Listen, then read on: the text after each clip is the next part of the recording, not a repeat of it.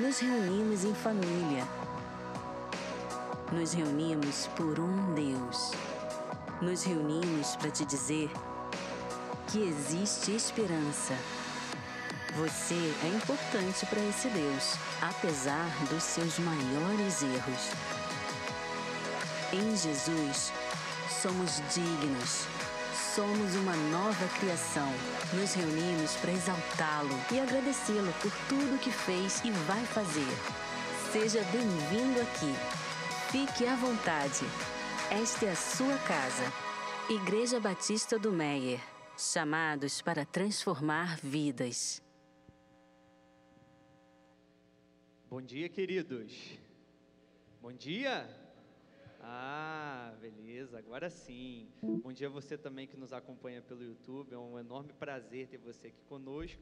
E também os irmãos aqui que chegaram nessa manhã ensolarada do Rio de Janeiro. Quente já, né? Às 9 horas da manhã, muito quente. Mas é muito bom ter você aqui conosco. Eu quero convidar você a se colocar em pé agora para a gente poder orar ao nosso Deus, nós nos prepararmos para esse culto que viemos prestar e colocar, né, os nossos anseios, as nossas gratidões. E é muito bom ter você aqui conosco. Vamos orar? Pai, muito obrigado, Pai, pela oportunidade de estarmos aqui na Tua casa. Muito obrigado por cada irmão que está aqui, que conseguiu chegar aqui bem, com saúde. Teve uma manhã em que nos mínimos detalhes o Senhor já tem cuidado de cada um de nós. E estamos aqui, Pai, para ouvir a Tua palavra, colocarmos os nossos louvores, as nossas gratidões e tudo aquilo que podemos expressar do nosso coração. Que o Senhor venha falar aos nossos corações, através da palavra também que será ministrada e de tudo aquilo que vai acontecer aqui nessa manhã. Isso que pedimos e agradecemos, no nome de Jesus. Amém. Eu quero convidar você também a olhar para o lado, ver a pessoa aí que está próxima a você, atrás de você, na sua frente. Dê um tchauzinho, né? Dê um sorriso através da máscara, né? Aos poucos a gente tem voltado, a gente tem nos reunido aqui novamente, e isso é um privilégio, né? É muito bom ter os irmãos aqui nessa manhã. Sintam-se em casa, realmente nós estamos em casa. Isso é o mais importante. Vamos louvar a nosso Deus?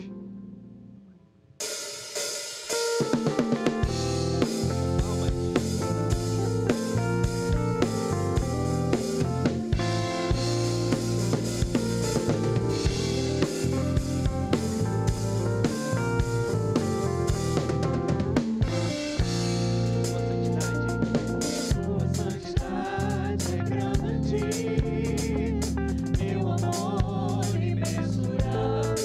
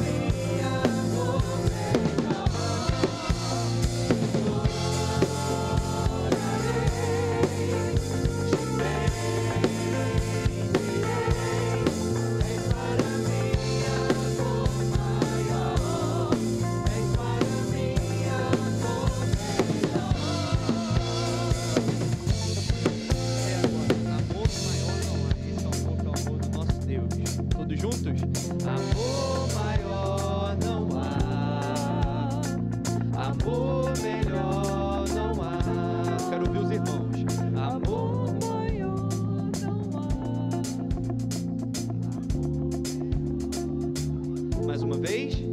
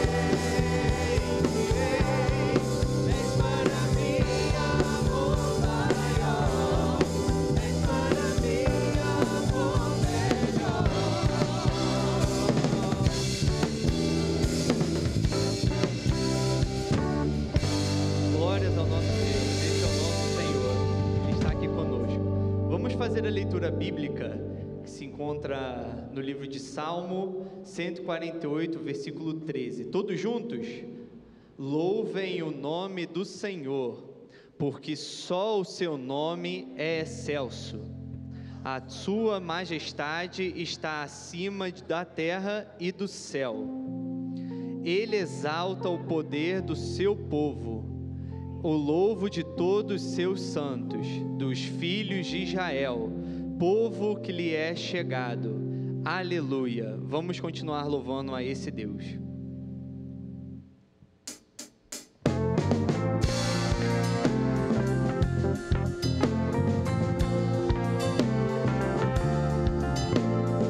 Somente os homens nesse início. Das alturas do céu,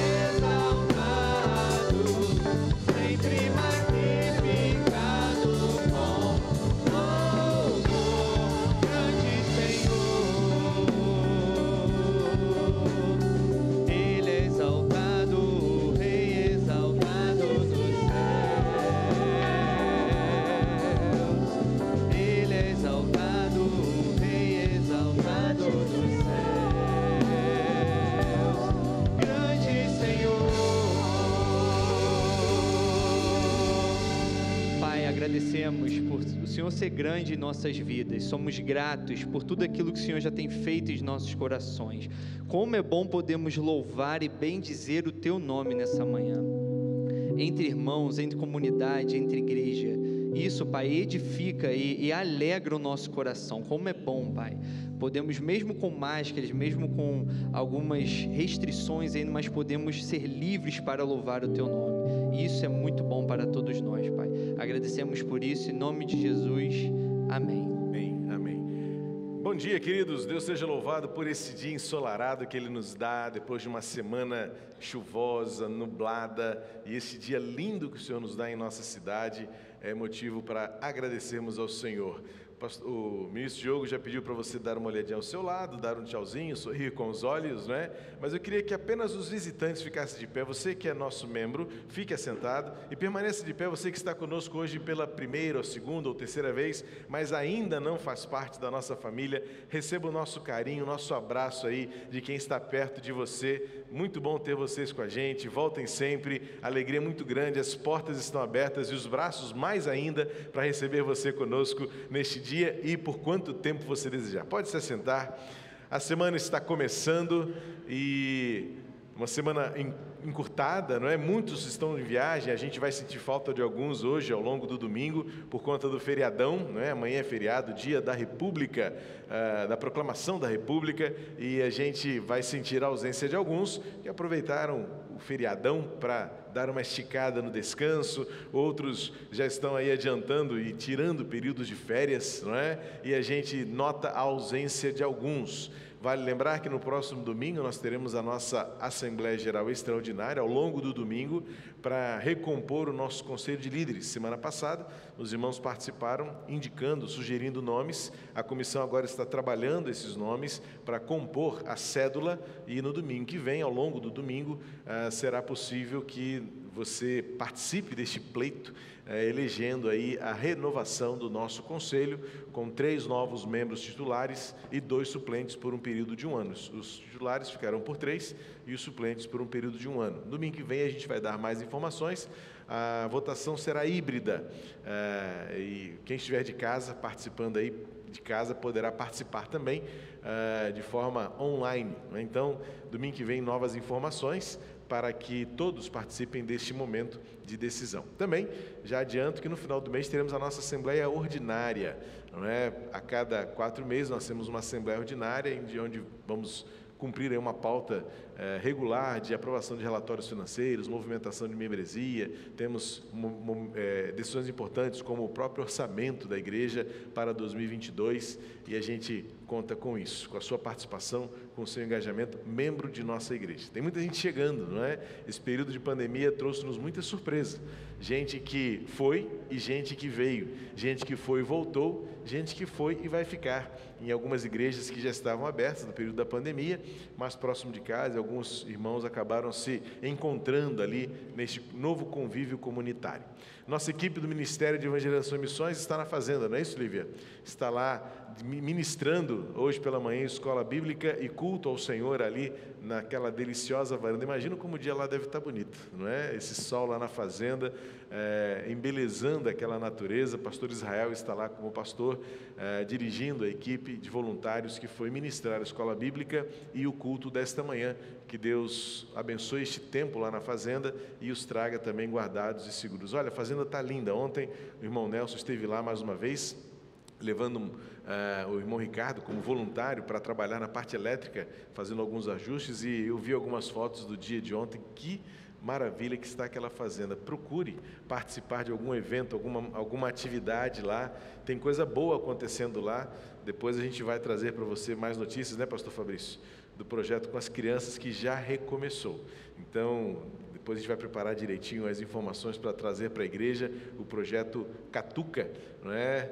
De incentivar as crianças a uma vida melhor por meio dos estudos e mais ainda por meio da palavra de Deus no coração delas. Então participe, é a sua oferta, são seus dízimos que fazem a obra de Deus acontecer por meio das múltiplas ações que a igreja realiza. Lívia, vem trazer para a gente aí as notícias da ceia Juntos à Mesa, não é? A ceia que faremos no fim do ano para as pessoas em situação de rua, como uma forma de mostrar o amor de Jesus para aqueles que para nós serão Jesus no dia 23. Bom dia, queridos. Bom, Tenho 2 convites hoje para vocês. Um, o pastor já falou da missão, né, da Bethesda, estamos lá. Reserve o dia 18 de dezembro na sua agenda. 18 de dezembro nós estaremos celebrando o Natal lá na Bethesda. Nós queremos convidar toda a igreja a estar junto conosco, junto com a equipe lá. É um sábado, então reserve a tarde do seu sábado, tardezinha, início da noite do seu sábado, dia 18 de dezembro, para estar conosco lá, junto com os nossos irmãos, celebrando o Natal. A gente vai trazer mais informações também para vocês depois, mas já deixa anotado aí na sua agenda, nós estaremos juntos lá na celebração do nascimento de Cristo. E a nossa ceia de Natal. Eu quero te convidar a lembrar agora, se você já tem esse hábito de passar o Natal em família, lembranças do seu Natal. Toda família tem aquela lembrança, né? Tem algo que marca o período do Natal, o dia de Natal. São marcos que nós temos. E marcos também que essas pessoas que hoje estão em situação de rua têm. Nós trouxemos já essa estatística para vocês, mas quero lembrar que 80%, cerca de 80% ou mais de pessoas que estão em situação de rua hoje já fizeram parte de uma igreja evangélica.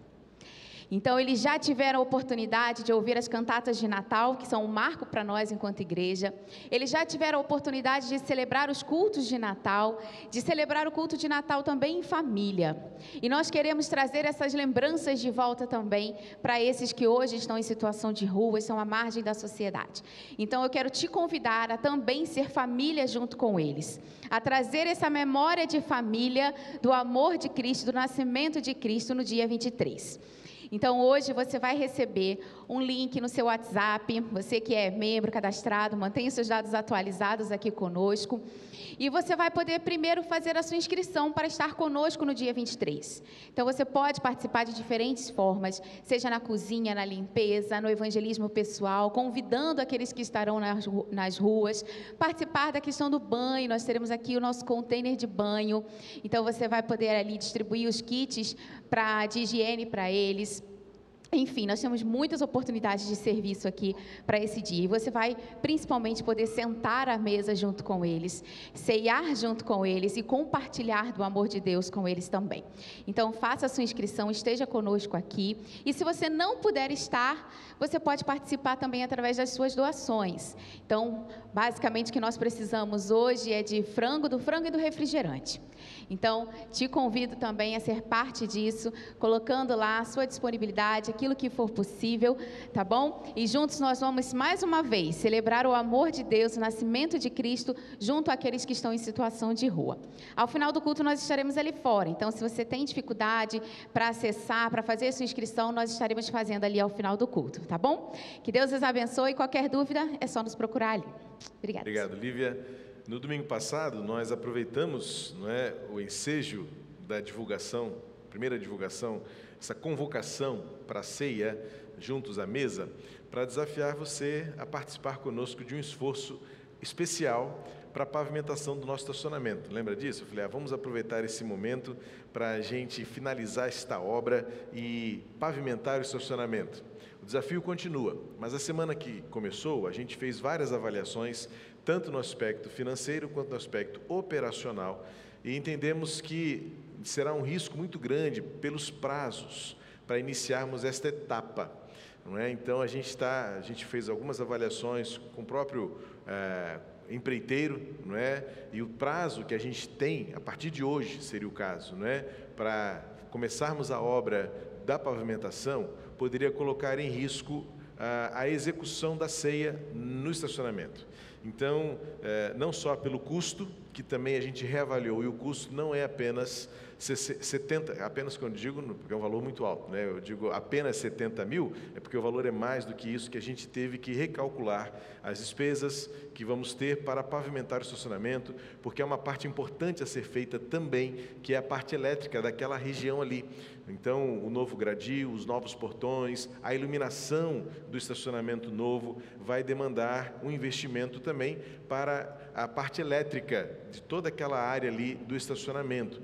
Então, a gente teve que refazer o orçamento, e o orçamento dessa obra está não em 70 mil reais, mas, na verdade, em cerca de 120 mil reais, por conta da grandeza, que é um espaço muito grande, quase 700 metros quadrados de área para ser realizada. Mas a gente consegue. A gente está fazendo umas contas aí, isso é menos da metade do orçamento mensal da nossa igreja. Então significa que você consegue, com um esforço de amor, de alegria por ser igreja conosco, contribuir e ofertar. No domingo passado, meu coração ficou muito impactado, porque uma pessoa, considerando que que o valor do orçamento seria, não é, no caso, R$70 mil, deu de uma vez só 10% desse valor como oferta de amor pela sua igreja. Na hora do culto aqui, ela rapidinho fez, mandou o comprovante para a tesouraria, e nós ficamos sabendo, e que emoção foi para o nosso coração saber que há pessoas, né, como você, que amam a igreja, que estão felizes com esta nova visibilidade que a igreja tem, com os portões abertos, escancarados na verdade, e a gente sabe que está chegando o fim do ano, então a gente quer convidar você para participar deste esforço. Nossa campanha vai continuar agora com um novo entusiasmo, um novo impacto, um novo desafio. Não é? A gente tinha feito um cálculo na semana passada que por metro quadrado o valor é R$100. Lembra que eu falei isso? R$100 o metro quadrado para que a gente coloque o piso novo. Não é R$100 por metro quadrado, é agora R$120 o metro quadrado. Então a gente quer incentivar você a participar. Quem sabe, nós somos 1.500 membros. Se cada membro puder contribuir, além do seu dízimo, da sua oferta que normalmente dá para missões, para a Fazenda Bethesda, ao longo desses 2 meses que restam no ano, né, novembro e dezembro, der mais uma oferta de R$120, um esforço extra, um esforço especial, nós conseguiremos iniciar o ano de 2022, quem sabe no dia 23 agora, né, quando a igreja, dia 26 de dezembro, quando a igreja vai completar 103 anos, a gente divulga que nós já temos a oferta, nem precisa contribuir mais, porque no aniversário da igreja nós já levantamos todo o valor necessário para em janeiro, 1º de janeiro, dia 2 de janeiro, primeiro feriado, dia 2 de janeiro, iniciarmos a nossa obra de pavimentação do estacionamento. Por que só janeiro, pastor? Não agora, porque a gente tem receio de que começando agora, a chuva, outras dificuldades, entrega de material, que você sabe, quem trabalha com obra sabe disso, poderia comprometer o espaço para a realização da ceia no dia 23. O período estaria muito, muito apertado para uma obra tão grande. Basta você ver a nossa calçada, né? O nosso prazo era vem chuva, vem dificuldades com materiais que não chegam na hora, e encontra uma pedra, literalmente encontra pedras no caminho, que aconteceu na nossa calçada, encontramos muitas pedras grandes nessa obra do muro, que acabou atrasando demais o nosso trabalho.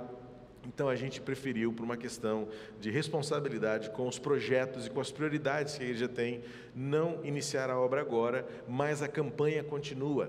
Então olha, esta irmã, na semana passada, sentiu no coração o desejo de dar logo de uma vez 10% daquilo que tinha sido orçado como o valor da obra. A gente refez os cálculos, não é só aquele valor, é um valor maior, mas que a gente consegue, por metro quadrado, não é? A gente dimensiona bem, poxa, com R$120 eu consigo financiar 1 metro quadrado, a gente precisa de apenas 700 dos 1.500 membros que possam contribuir com esse valor. Mas imagina, se 1.500 membros disserem, pastor, conta comigo, esse estacionamento nunca mais vai ter poeira nem lama. Poeira quando faz calor ou lama quando chove. Agora vamos ter um ambiente agradável, convidativo, acolhedor para todos. É você que faz isso acontecer com a sua fidelidade, com a sua dedicação. E nós vamos louvar o Senhor mais uma vez. Enquanto cantamos, nós estaremos entregando os nossos dízimos e ofertas nesse momento. É o tempo para você abrir o seu coração e colocar a sua vida, o seu coração naquilo que Deus tem feito por nós e por meio de nós. Lá na Missão Bethesda, nas nossas missões, os nossos projetos missionários, nosso Instituto Transformar, que está trabalhando agora com um projeto específico com as crianças ali na fazenda, é a sua oferta que faz isso acontecer. Vamos louvar o Senhor. Enquanto louvamos, os nossos diáconos estarão apostos aqui. Deixe seu lugar e venha aqui à frente com alegria celebrar com fidelidade a nossa adoração, a nossa celebração ao Senhor por aquilo que Ele é. Não meça pelo mínimo, meça pelo máximo do seu coração de amor e alegria por ser parte da obra do Senhor. Vamos louvar ao Senhor em nome de Jesus. Vamos nos colocar em pé para louvarmos ao nosso Deus.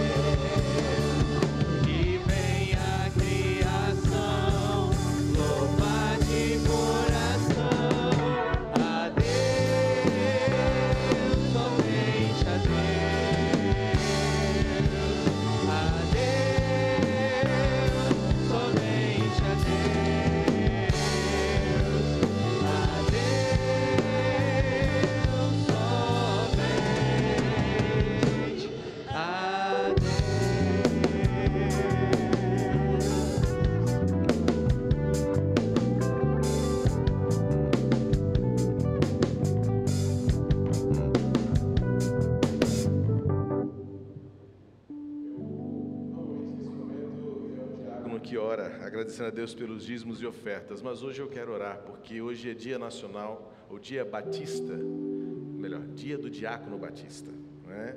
Segundo domingo de novembro, no nosso calendário denominacional, a Convenção Batista Brasileira celebra o dia daqueles que servem no reino de Deus por meio do apoio ao ministério da palavra, né? Os diáconos são referidos na Bíblia pela primeira vez, ainda que o termo diácono não apareça lá em Atos 6, mas foram aqueles primeiros que foram levantados no meio da congregação para apoiarem o ministério da palavra, para que os apóstolos pudessem se dedicar ao estudo da palavra e à prática da oração, e assim alimentar o povo espiritualmente, enquanto alguns, segundo o texto, cheios do Espírito, maduros, dependentes e tementes a Deus, pudessem cuidar das necessidades que na época eram muito prementes. Havia viúvas que estavam desamparadas, havia órfãos que precisavam de apoio, e então eu louvo a Deus por aqueles que ao longo da sua trajetória cristã têm, de alguma maneira, sido convocados para comporem isto que nós chamamos o ministério diaconal. A diaconia, como uma atitude, é o privilégio de todos os crentes em Jesus Cristo, né? O apóstolo Paulo vai nos dizer que todos somos diáconos, mas em nossa igreja nós temos um grupo de irmãos que compõem o chamado ministério diaconal, que é acionado para auxiliar o ministério pastoral no cuidado das pessoas. E eu quero louvar a Deus pela amizade, pelo carinho, pelo apoio às orações que eu particularmente recebo daqueles que em nossa igreja são designados para este ministério chamado ministério diaconal. Nós vamos orar então agradecendo a Deus pelo privilégio de servir ao Senhor como diáconos, e alegria e renovada no nosso coração do exercício da prática do cuidado, do apoio, do socorro àqueles que precisam, para que ninguém no nosso meio...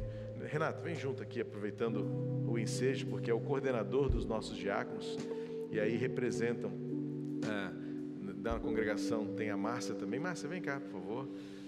Não sei, Andréia aqui atrás do louvor. Vem cá, André, junte-se a eles aqui, por favor. Tem mais algum diácono na congregação que eu não esteja identificando com os olhos? Então nós queremos agradecer a Deus pela vida desses irmãos. O Délio lá na porta, por favor, Délio, vem aqui, deixa o seu posto aí um pouquinho. A irmã Rosane segura as pontas aí na entrada, e o irmão Délio vem aqui representar, junto com esses irmãos, o nosso ministério diaconal, que é composto por 38 diáconos ativos, né? Além daqueles que compõem o quadro de diáconos eméritos. Nosso Deus e nosso Pai, muito obrigado, Senhor, por este dia em que celebramos o Teu amor, a Tua graça. Obrigado por este momento em que a Tua igreja pôde contribuir e ofertar para a Tua obra, para o sustento do ministério que esta igreja realiza, por meio das missões que sustenta, por meio das pessoas que apoia, que socorre, por meio dos ministérios que realizam sua tarefa, por meio da obra que é realizada, no sustento daquilo que nós desejamos fazer como o nosso melhor, em oferta e dedicação ao Teu reino. Cuida, Senhor, portanto, da Tua igreja, por meio das ofertas que o Teu povo oferece com tanta alegria no coração. E hoje queremos te agradecer por esses irmãos que compõem o ministério diaconal, que representa, no contexto de toda a igreja, o privilégio de servir a Ti por meio dos nossos dons, dos nossos ministérios pessoais. E obrigado por esses irmãos que compõem este ministério, que o Senhor renoves a alegria, o esforço, o empenho nas ações que marcam o apoio ao ministério da palavra, o cuidado com as pessoas, o amor pelo rebanho. Senhor, renova as forças e dá ao irmão Renato a sabedoria e o discernimento na direção deste grupo, e que cada diácono instituído dentro do ministério diaconal possa ter em seu coração aquilo que marcou aqueles primeiros servos no livro de Atos: fidelidade, temor, maturidade, Espírito Santo enchendo os seus corações e a sua vida, derramando o fluir do Teu querer para os outros à sua volta. Renova, abençoa a família de cada um deles, em nome de Jesus. Amém e amém. Deus abençoe vocês.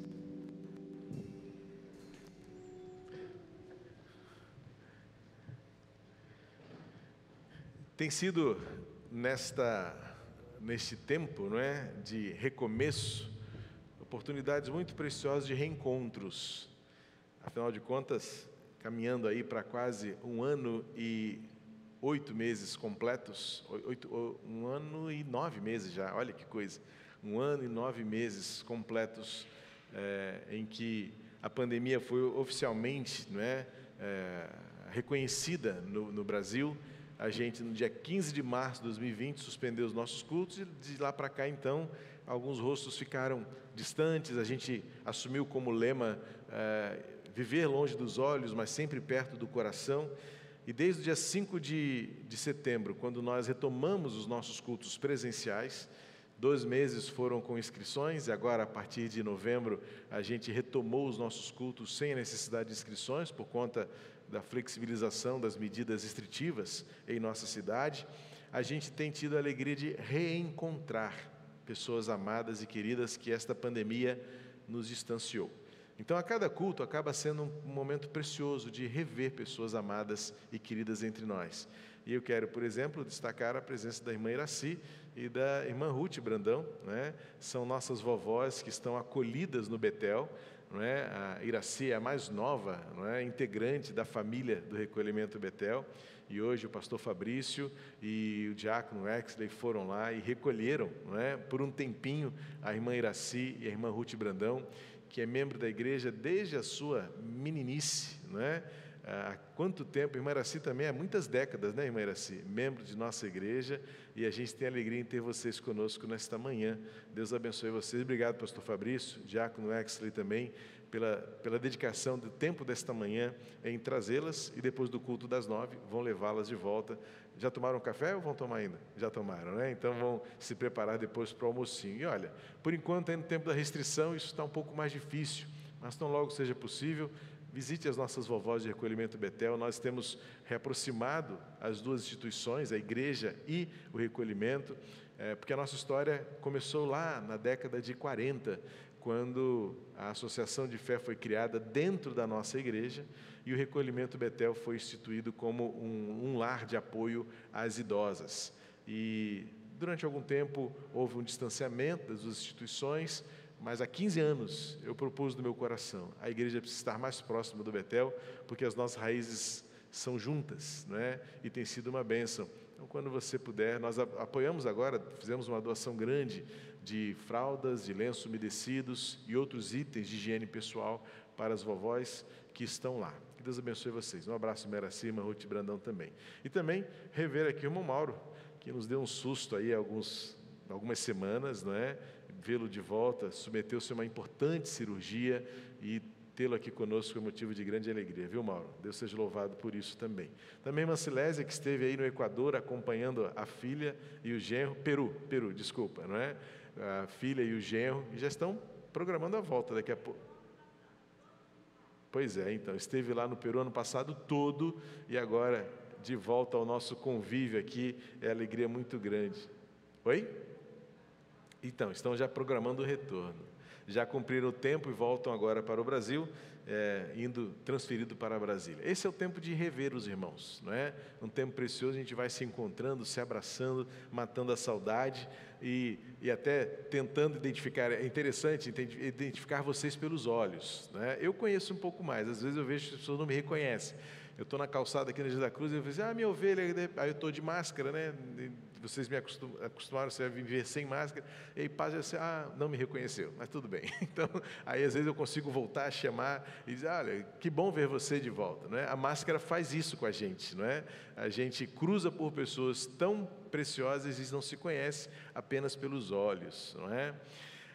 Muito bem, queridos, também nosso coração hoje está um pouco pesaroso, porque ontem foi sepultado o nosso querido irmão Hamad. Os irmãos membros da igreja receberam as comunicações e estivemos lá no cemitério de Iaúma, representando a igreja, junto à irmã Kátia Fernandes, a sua viúva, não é? Nossa irmã Kátia. Estivemos ali, eu, pastor Fabrício, vários membros da igreja, pudemos participar daquela celebração, alguns diáconos também presentes, e despedindo-nos do nosso querido irmão Hamad. Hamad chegou em nossa igreja há cerca de 10, 11 anos. Mas há 8 anos tivemos a alegria de realizar o seu batismo aqui em nossa igreja. Sempre alegre, sentando sempre aqui nesta região da frente. É uma daquelas cadeiras que não serão mais ocupadas, não é? Quando a gente retornar por completo, a gente vai sentir falta de muitos queridos que neste tempo foram promovidos aos céus. O irmão Hamad não foi propriamente da Covid, ele já havia vencido a Covid, mas ficaram sequelas no seu organismo que possibilitaram outra enfermidade acometer o seu pulmão, que não a Covid, mas uma outra bactéria, e em pouco tempo, em menos de uma semana, o irmão Hamad faleceu. E o nosso coração sente demais a partida do irmão Hamad, uma pessoa alegre, carinhosa, generosa, e que vai, sem dúvida alguma, já está fazendo muita falta no nosso convívio. Como ele e tantos outros, soa inacreditável não tê-los mais aqui entre nós ao longo desse período de 1 ano e 9 meses, em que não só a pandemia, mas também outras circunstâncias tiraram de nós pessoas queridas. Então, a nossa gratidão a Deus pela vida do Hamad e a nossa oração pela Cátia, para que Deus conforte, console o seu coração neste tempo de recomeço. E um recomeço sempre tão difícil, não é? Recomeçar sozinha é ainda mais difícil para qualquer um de nós. Que Deus abençoe. Convido você a abrir a sua Bíblia na carta de Paulo aos Efésios. Vamos caminhar mais um pouquinho em Efésios. Estamos chegando agora mais próximo do final desta carta e nós queremos avançar um pouquinho mais. Abra a sua Bíblia, por favor, em Efésios capítulo 5, versos 21 até o 33. Paulo agora começa uma nova sessão, ainda no contexto da prática da vida cristã, ainda nesse contexto onde Paulo procurou vencer todas aquelas barreiras que existem no convívio comunitário, as questões de convicções doutrinárias, de experiências trazidas ao longo da vida, mas também questões éticas, questões da época, da sua sociedade, que dividiam as pessoas, que separavam as pessoas, e que isso era trazido para o contexto daquela comunidade de fé.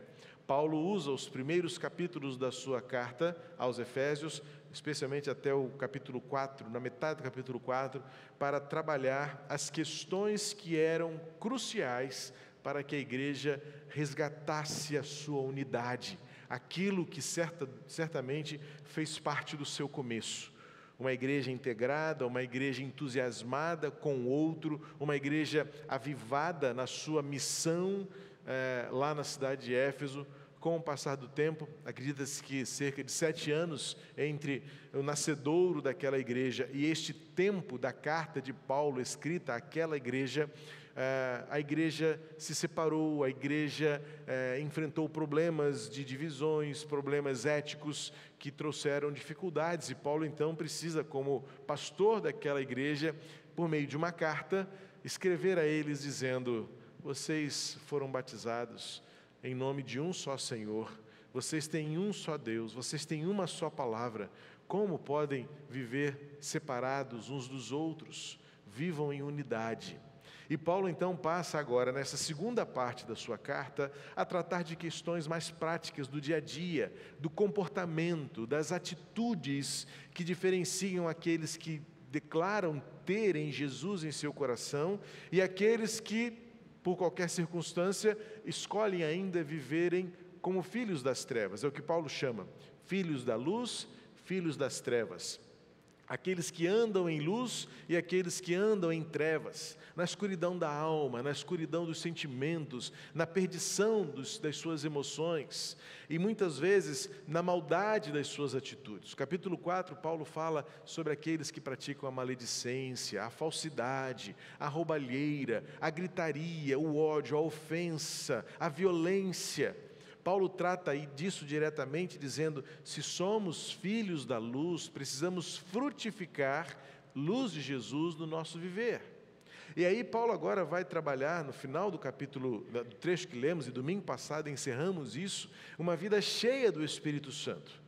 A vida do Espírito Santo nos faz viver gratos, nos faz viver submissos à vontade de Deus, nos faz viver com um cântico renovado no coração, de modo que o nosso jeito de expressar a vida reflita Jesus governando o nosso coração. E agora Paulo chega numa parte ainda mais prática. Paulo veio caminhando, o que eu estou fazendo nessa recapitulação com os irmãos, é justamente compreender a progressão com que Paulo trabalha o seu pensamento e com que Paulo leva aqueles cristãos e, portanto, leva-nos também hoje a uma compreensão de que a vida cristã transcende um tempo de culto, transcende uma atitude de liturgia, de uma visão de missa, de celebração, de vou à igreja e tudo está resolvido. Paulo vai mostrar que tudo o que nós somos transborda desta experiência de culto para a vida. E Paulo então agora começa, a partir desse trecho, mostrando como os relacionamentos, como as relações de um cristão precisam mostrar na prática quem governa o seu coração, a sua mente. E Paulo vai tratar de 3 áreas da relação dos cristãos. Então, esse tema de hoje, do culto de hoje, como Cristo amou o cristão e seus relacionamentos, será dividido em 3 partes. Mais 2 partes, porque Paulo agora vai justamente mostrar em 3 áreas da nossa vida, da nossa vivência ética, e por ética eu não digo apenas esse sentido da moralidade, mas por ética é a questão da relação com o outro. Aliás, alguém já definiu ética? Eu já disse outras vezes, mas vale a pena repetir, porque muitas vezes a gente só aprende na repetição. Então, a definição melhor que eu tenho para ética é você fazer e agir e ser, sempre levando em consideração o outro. Quando você considera o outro, você é ético. Quando você se lembra que o outro existe, que o outro também tem valor e tem importância, você é ético. Por isso você não fura fila, por isso você não mente, por isso você não engana o outro, por isso você não quer vantagem em cima da desvantagem do outro. Tudo aquilo que nós entendemos, aquele jeitinho que o brasileiro quer dar nas coisas, para se dar bem, para ter proveito, é o que nós vemos. Mas isso fere a ética. Então, ferir a ética é você nunca lembrar que o outro existe. Então, ser ético é lembrar que existe alguém ao seu lado, existe alguém que existe na sua redondeza, que também tem os mesmos valores, tem o mesmo privilégio, tem a mesma importância que você. E Paulo então vai dizer agora, justamente transbordando esta vida cheia do Espírito Santo, no capítulo 5, versículo 15, o apóstolo Paulo vai dizer: encham-se ou deixem-se encher do Espírito Santo. Então Paulo agora vai dizer, já que vocês estarão cheios, e a ideia do enchimento aqui é literalmente o transbordar, é aquele copo que recebe tanta água que ele vaza, é aquele balde que você esqueceu ali embaixo da torneira e quando você vê, a área está toda alagada. É isso que Paulo está dizendo quando fala do enchimento do Espírito Santo. Não é encher o suficiente, é encher o transbordar. E Paulo vai dizer então, quando você transborda o Espírito Santo, a sua vida é marcada pela gratidão, pela submissão à vontade de Deus, pelo louvor. E aí Paulo descreve tudo isso, do versículo 15 ao versículo 20. Porém, Paulo agora vai mostrar como isso na prática transborda. E vem então um texto que muitas vezes é mal lido, mal interpretado e, portanto, mal aplicado, que é o texto em que Paulo orienta o relacionamento conjugal.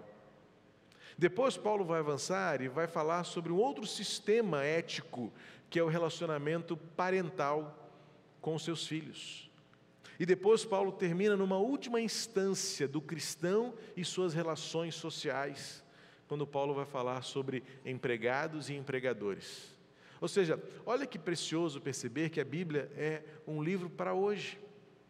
Porque Paulo vai tratar de questões que eram problema lá no passado, há quase 2000 anos, mas que transpassaram toda esta linha cronológica e palavras que chegam hoje como reais, relevantes para os nossos dias. E talvez alguns pensem, mas isso foi há tanto tempo, o mundo mudou. Eu sei que o mundo mudou em muitas questões tecnológicas, do conhecimento, do comportamento de uma forma geral, mas o homem é o mesmo homem, O coração da pessoa é o mesmo coração daquela época. Lembra como eu fiz uma conexão? Quem tem acompanhado com mais atenção, a conexão que eu fiz do capítulo 5, do versículo 1 até o 22, aos dias de hoje, é quando Paulo diz: os dias são maus. E se já há quase 2000 anos, naquela cultura da Palestina, daquele tempo da Europa romana, daquele tempo tão distante, com pouca ou nenhuma tecnologia, o apóstolo Paulo vai dizer que os dias eram maus, o que ele diria se ele vivesse nos dias de hoje? Com esta violência, com esta gritaria, com esse desrespeito, com essas ofensas, com esses assédios, com esses assintes, com essas imagens imediatas, instantâneas de guerras, de mortes, de balas, de sangue e de traições. O que Paulo diria dos nossos dias, se já naquele tempo os dias eram maus? Então a Bíblia é o livro para hoje, sim. A questão é que não é fácil interpretar aquilo que aconteceu há 2000 anos e aplicar aos nossos dias. E muitas vezes o erro na aplicação está por um erro de entendimento. E esse é um texto complicado, porque muitos falam e interpretam erradamente aquilo que Paulo vai dizer às mulheres, que Cristo que o homem é o cabeça da mulher.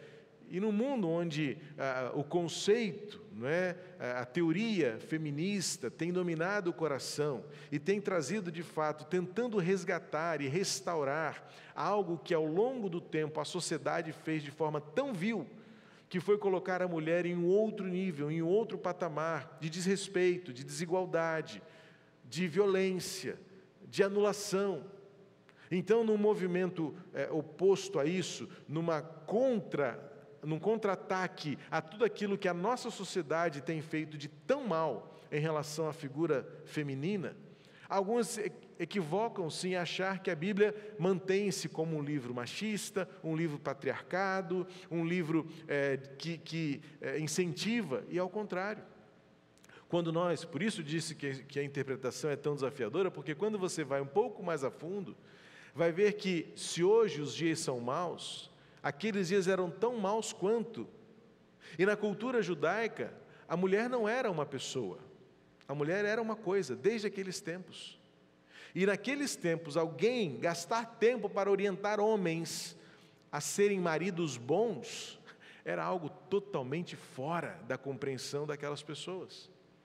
Você sabia que um judeu, quando nascia, ele agradecia, quando um judeu aprendia a orar, ele orava agradecendo a Deus 3 coisas: porque não nasceu escravo, porque não nasceu gentil, ou seja, não nasceu não judeu, e porque não nasceu mulher.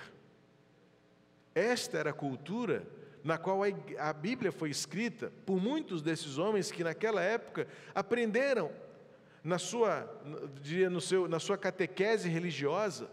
As primeiras palavras de fé era: ore a Deus agradecendo, porque você não nasceu escravo, porque você não nasceu gentil e porque você não nasceu mulher. Então esse é o contexto em que a Bíblia foi escrita. E para aquele tempo, encontrar alguém como o Nazareno, Jesus, conversando com mulheres, gastando tempo com uma samaritana, ou seja, tudo ao contrário do seu tempo, da sua sociedade.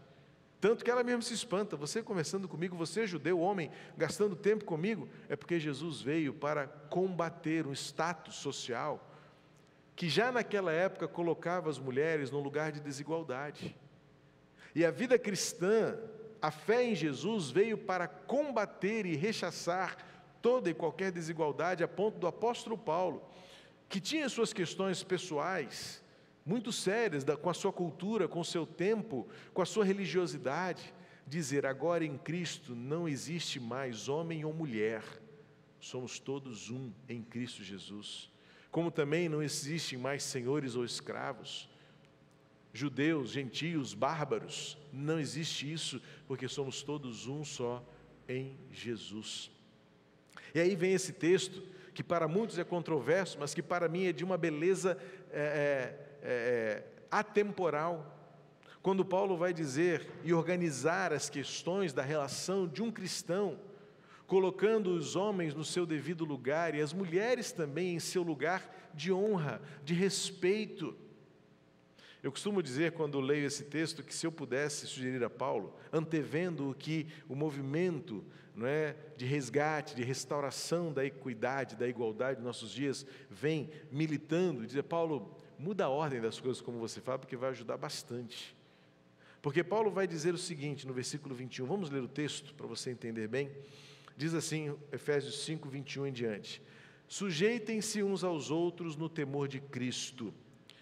Aí vem o versículo 22, esposas, que cada uma de vocês se sujeite a seu próprio marido como ao Senhor, porque o marido é o cabeça da esposa, como também Cristo é o cabeça da igreja, sendo ele próprio o salvador do corpo. Como, porém, a igreja está sujeita a Cristo, assim também a esposa se sujeite em tudo ao seu próprio marido.